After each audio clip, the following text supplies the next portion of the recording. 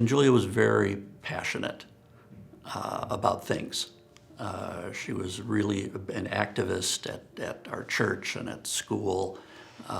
She was a powerful friend to many. She just loved the people she worked with, and they loved her. Mm-hmm. And it was just magical to see this. And they had her doing things that they normally asked college interns to do, and other times they had her out holding a protest sign at ExxonMobil, and she was thriving. But toward the end of July, she started feeling just really tired. She had a sore throat. She was missing a couple days of work, and we just thought, she's fine. I thought she had the flu, maybe. I took her to urgent care that night. Finally had a diagnosis of kidney infection. By Thursday, Julia was saying she felt better, but we just wanted to go into the doctor to make sure and get clearance. And the doctor checked her over and said, well, looks pretty good, but then put her hand on Julia's flank, and Julia winced, and the doctor probed a little bit and said, let's just go over to Children's and have a CT scan of this and look at if there's something else going on.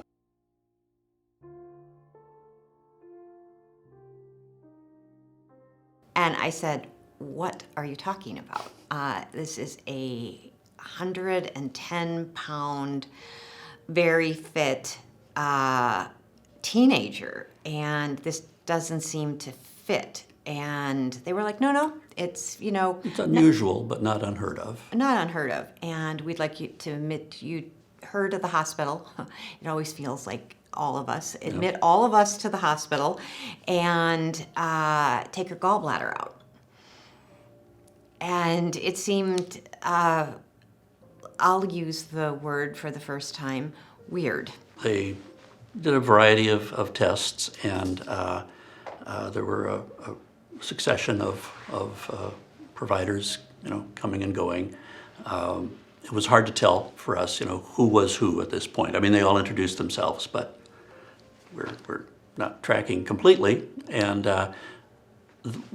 the interesting thing was so many, 2 or 3 probably, picked up her chart and looked at it and said, weird. So there was something that wasn't matching, but they just kept on that track. They decided to do one more test before the day of surgery, an ERCP, and the gastroenterologist explained what that was, and Julia was a good sport about doing tests. We do the ERCP, and the doc comes out from that, sits down in the waiting room with us, and explains the entire procedure to us. And what he found was not consistent with what he expected to see. Mm-hmm. And he was confused. I don't think he used the word weird, but it was along those lines. And he didn't find any gallstones, which was anticipated. And we'd been told earlier, yes, they're there. They're just small because they didn't really show up on some of the images. And he did a sphincterotomy, and explained all this. And he said, I'm just not sure that we should go forward with surgery tomorrow. And I will consult with the surgeon in the morning, and we'll make a decision. Totally conflicted. Yeah. It was confusing, and it was confusing to me that I would not feel confident or not understand what was going on because I had worked in healthcare marketing for years, so I was accustomed to talking with doctors. Neither of us were afraid of asking questions. English is our first language. We were having conversations with people, but we still had this feeling of, should she have this operation? And for me, that changed over to, let's just have her have this operation so we can get out of the hospital. It was our ticket out. Yeah. And it was going to be a laparoscopic procedure. It seemed as innocent as surgery could be, and just get us out of the hospital. We were taking turns being with her all the time, and one of us taking care of Hannah or delivering Hannah to friends so we could both be at the hospital. But Julia wanted out of the hospital. She was fine with the operation, but no one before the doctor who did the ERCP, no one in the days following up to that had ever really sat down with us and truly explained what was going on and the options. It was just a series of people in and out of the room saying, this is what we're doing. Being reassuring. Right. Yeah. Surgery's no big deal. Don't worry about it. We're in a great hospital. No problems. And, obviously giving the standard, anything can happen. Yeah. These are the cautions. These are the possible things that really, really won't happen. We trusted the system. We were in a good hospital. Yeah. Everyone seemed pretty much to know what they were talking about. Yeah.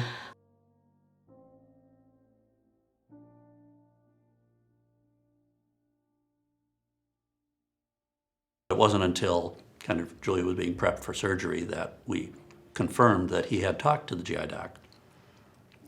And their decision was that the gallbladder needed to come out. It was inflamed. So while they were in there, they would do a liver biopsy just to see if there's some underlying issue. And, it made sense. So, We said yes, and just we signed the Consent form. consent forms. And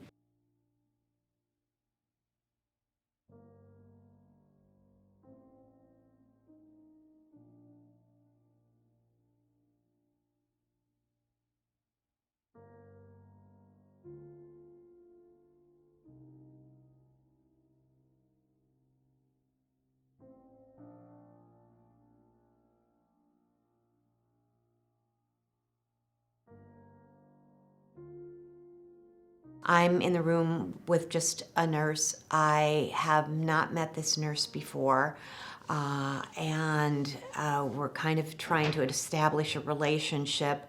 And Julia has 2 bloody stools, so we get Julia turned back and forth. She's in a lot of pain. I asked for more pain medication. It's approved. And we need to move her a couple times to get the bed cleaned up and everything. And I'm sort of wondering why she is in as much pain as she is. It just doesn't seem to fit. And she doesn't point to the surgical site when she talks about the pain. She points more to her chest. I am discussing this with the nurse. When I'm watching all the machines and watching her blood pressure drop significantly and watching her heart rate start to race. And I don't ask the nurse. I tell the nurse there's something wrong. She tells me it's her job to watch the monitors and it's my job to sit down. I sit down.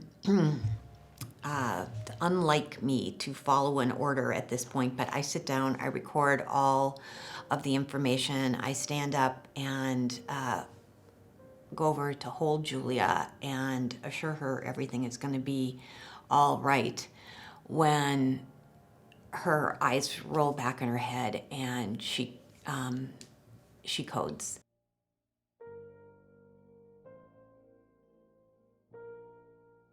I mean, I knew it was critical, but I kept saying, Julia is strong, Julia is a fighter, you know.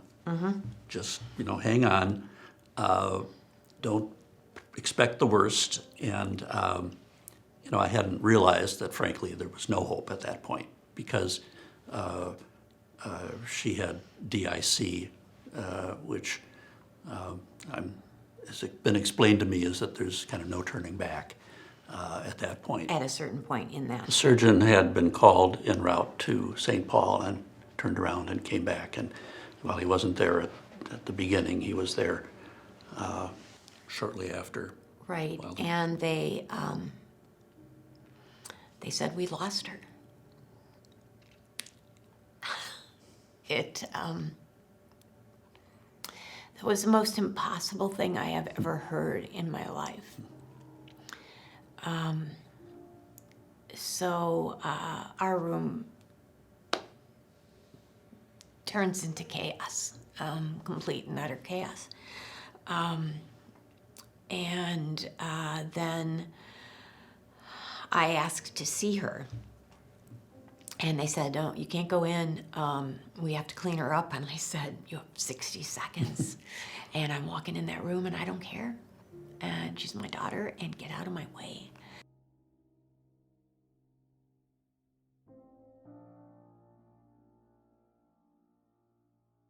What was helpful in the hospital as after Julia coded and then after she died, I appreciated that someone gave me a pillow to scream into, because I'm sure I was frightening every parent and child on the floor.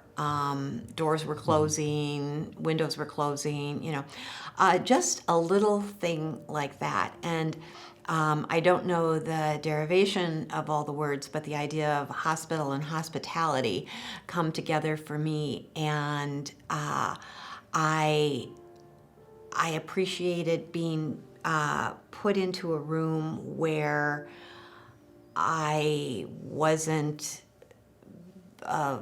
people couldn't see me. During that time, I was waiting for him to come back, actually taking a pillow and hitting the wall, and, you know, I needed space.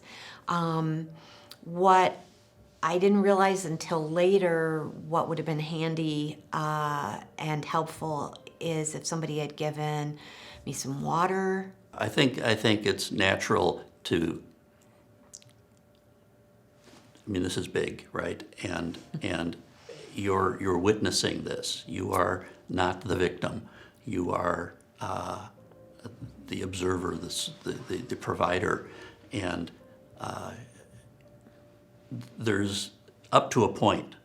You know, there are things you can know, but there's a point beyond which you can't know what is needed, and that's, you know, I think it was really important. I think the people around us pretty well read the room, realized that we had friends and support present.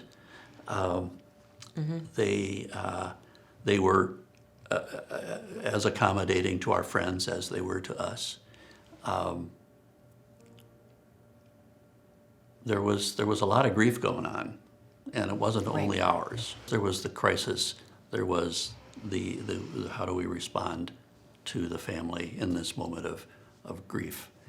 But I think as we then continued to interact with the medical community, with our own doctors, with Hannah's pediatrician, the same pediatrician, it was so important that they know what had happened, and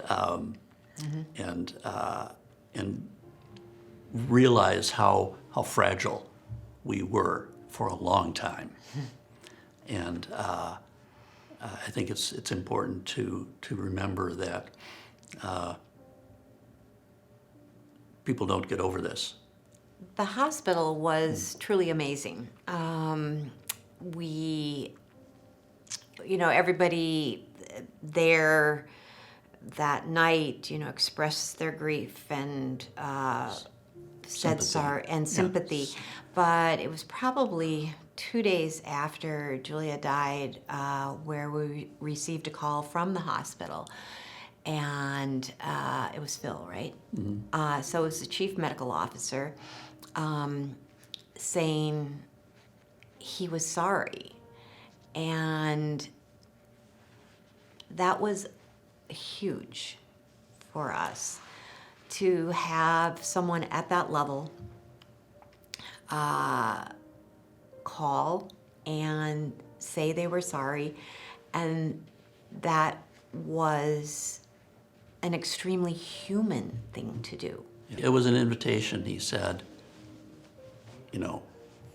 I can't imagine, what you're dealing with, but in the next few weeks, if you're willing, we'd like to have you come over and meet with us.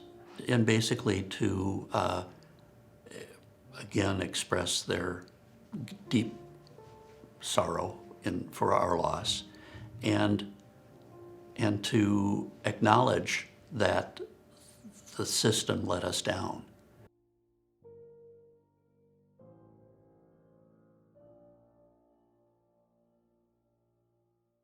We had a very reflective conversation.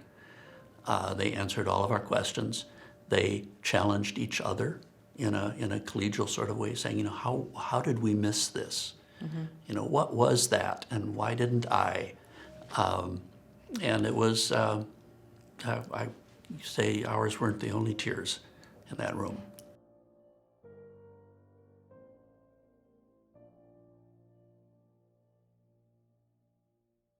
People shouldn't have been saying weird and not doing something about it. We've looked at, it's been reviewed and written about the case and the medical record, the written records. At some point, someone noted in the margin, do we have a unifying diagnosis?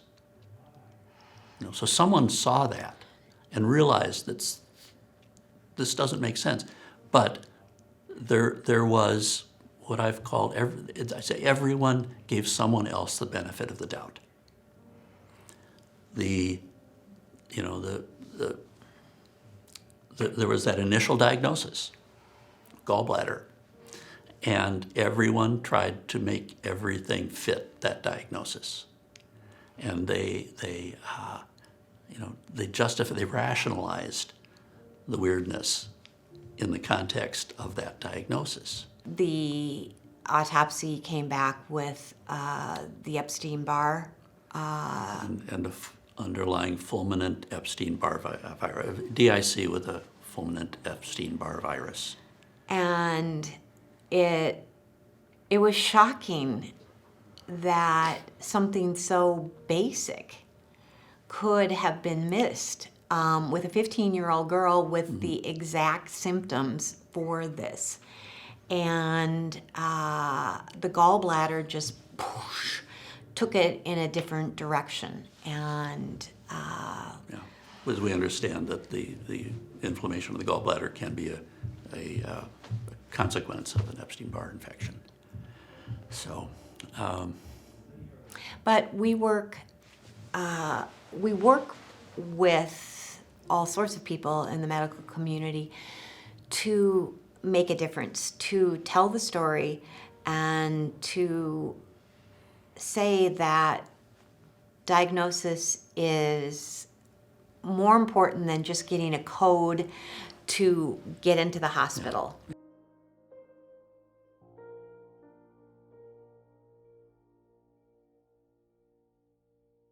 Develop your skill of reading the room. Use judgment in terms of how close the family wants you or needs you. That you may not be the right person at this moment to talk to the family. you will be asked questions that you can't answer, and it's okay to just say, I don't know, and I'm so sorry. And I'll try to find out. Yeah. Or, I did not want to hug the nurse that was in the room with Julia at the end. But at some point, one of the times we were leaving later in the evening, the nurse I'd had the most contact with came back on duty.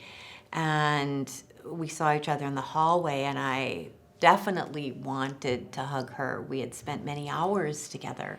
I appreciated that no one was hurrying us along at any point in And time. I think people need to be patient with anger. There is going to be anger at the universe, or at the situation, or at the system, or at the staff. And it's their job to be respectful of that and not defensive, and simply sorry. Throughout the whole system, from the doctors through the entire system, I think there is sometimes a lack of humility. You are experts, you are well-trained, you have a huge amount of knowledge. But in working with a family, it's really important to be humble and know that you aren't God. You don't have all the answers. One of the things that went wrong for me in the whole situation is people weren't listening to us. As when you have a child in a hospital or in a clinic, I'm the expert on my child. Yeah. I know my child. Listen to the family member. And I want to be part of the team.